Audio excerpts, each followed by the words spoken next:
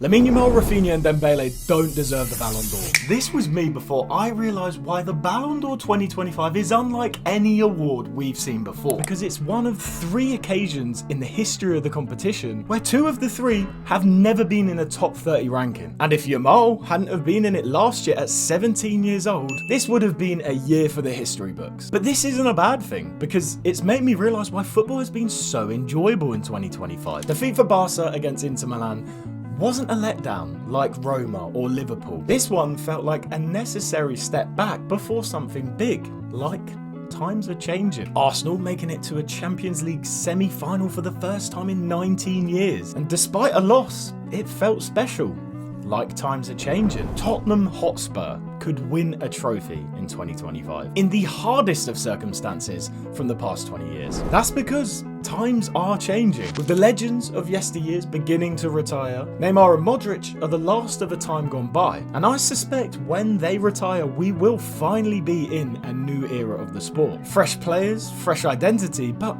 will we have a fresh game style? Well, in 1958, Europe had been drilled by a rigid WM structure for the past 20 years. Chess piece football where every square was scripted. Then Brazil walked in. A 17-year-old Pele slipping between the lines, Garrincha dancing on the right wing, and the left back Nilton Santos overlapping to prove that defenders could be creative. That freedom let individual genius set the rhythm, and overnight, the blueprint in Europe was obsolete. That same tear up the chalkboard moment seems like it's occurring in 2025. After 2 decades of analytics type pressed to the millimeter systems, we're on the cusp of another Brazilian style renaissance, where structures still exist but players have freedom once again. The other night we saw another 17-year-old perform on the biggest stage of them all. And yes, he may have lost, may have scored over those 2 legs, may have had 7 shots on target, but it's the eye test on his performance which truly shows us